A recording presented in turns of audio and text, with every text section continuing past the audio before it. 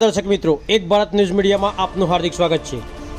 રાજકોટ જિલ્લાના ઉપલેટા ખાતે સંયુક્ત કિસાન મોરચા દ્વારા જેલ ભરો આંદોલન। સંયુક્ત કિસાન મોરચાનું 10 ઓગસ્ટના રોજ દેશભરના ખેડૂતો અને કામદારોને કોર્પોરેટ કંપનીઓ ભારત છોડો જેલ ભરો આંદોલનનું આહવાન કરવામાં આવ્યું હતું। કેન્દ્ર સરકારની કોર્પોરેટ કંપની તરફી નીતિઓથી ખેડૂતો, કામદારો, મજૂરો બરબાદ થઈ રહ્યા છે। સરકાર અમેરિકા, યુરોપ સાથે મુક્ત વેપાર સમજૂતી કરી વિના ડ્યુટી ખેત પેદાશોને ભારતમાં લાવવાની છૂટ મળતા ખેડૂતોની ખેત જણસી, કપાસ, સોયાબીન, ઘઉં જેવા મકાઈ પાકોના ભાવ તળિયે બેસી ગયા હતા। તેનાથી ખેડૂતોએ અબજો રૂપિયાની નુકસાની થઈ છે।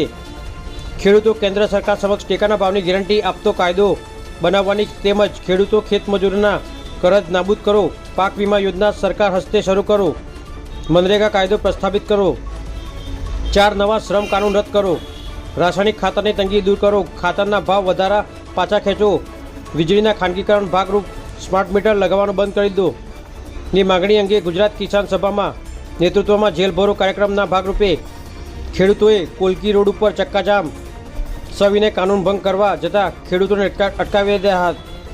ખેડૂતોએ માગણી અંગે જોરદાર સૂત્રોચ્ચાર કરી દેખાવો યોજી છૂટા પડ્યા હતા। કાર્યક્રમમાં કિસાન સભા રાજકોટ જિલ્લા પ્રમુખ કારાભાઈ બારૈયા, ખીમાભાઈ રબારી, લક્ષ્મણભાઈ પાનેરા, ભરતસિંહ ચુડાસમા તેમજ કામદાર આગેવાન દિલીપભાઈ વસરા, વિક્રમસિંહ હોરા સહિતના નેતૃત્વ કરી આગેવાનો સાથે મોટી સંખ્યામાં ખેડૂતો ઉપસ્થિત રહ્યા હતા। પત્રકાર નીલમ ભોલુ, ઉપલેટા। મારું નામ ખીમાભાઈ રબારી, ગામ ઉપલેટા। હું એક ખેડૂત છું। આજ રોજ સંયુક્ત કિસાન મોરચાના નેજા હેઠળ ઉપલેટા તાલુકાની અંદર જે 10 ઓગસ્ટના રોજ જેલ ભરો આંદોલન કાર્યક્રમ રાખેલો છે, એના ભાગરૂપે કે આજે જદી તો કાંઈ બોલો નથી થતું, પરંતુ જે ખેડૂતો અત્યારે ગળે આવી ગયા છે આ સરકારની નીતિઓથી। કારણ કે સરકારે જે નીતિઓ ઘડી છે એનાથી જે ખેડૂતોને જે જર્સીમાં ભાવ મળવા જોઈએ એ પૂરતા મળતા નથી। જે જર્સીની નિકાસ કરવી હોય એ નિકાસ થતી નથી, આયાત કરે છે। એના હિસાબે જે આયાત કરે તો ખેડૂતોનો માલ સસ્તા ભાવે વેચાય છે। કારણ કે યાર્ડની અંદર જે કપાસનો ભાવ 2000 હતો એને બદલે અત્યારે 1200માં વેચાય છે। મગફળી છે એનો ભાવ 6000 રૂપિયા હોય ને 2000માં વેચાય છે। આના હિસાબે આ સરકારની નીતિના હિસાબે ખેડૂતો અત્યારે પાયમાલ થઈ ગયા છે અને તે દેવાના ડુંગર નીચે દબાઈ ગયેલા છે। તો ખેડૂતોની બીજી પણ માંગણી છે કે ખેડૂતોના જે દેવા છે એ સંપૂર્ણપણે માફ કરવામાં આવે। બીજા નંબરમાં જે નીતિઓ છે એને બદલવામાં આવે।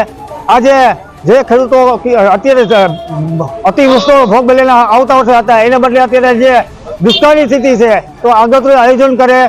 આવી અનેક સમસ્યાના પીડાથી આવી માંગણી સાથે અમે 10 ઓગસ્ટના રોજ જે જેલ ભરો આંદોલન કાર્યક્રમ રાખેલો હતો, તો સરકાર હાલમાં સમજી જાય, નહીં તો આગળની રણનીતિ પર સરકારને બહુ જ મોંઘું પડશે।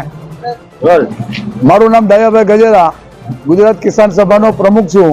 આજરોજ સંયુક્ત કિસાન મોરચાએ દેશભરના ખેડૂતોને આહવાન કર્યું છે કે કેન્દ્ર સરકાર કોર્પોરેટ પરત નીતિઓ જે દાખલ કરી રહી છે તેને કારણે ખેડૂતો બરબાદ થઈ રહ્યા છે।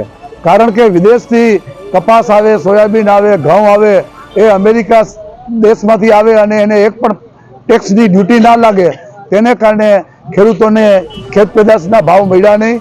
સોયાબીન 700-800માં વેચાણું, કપાસ 1200 રૂપિયા 1300 રૂપિયામાં વેચાણો, ઘઉં 400ની અંદર વેચાણા।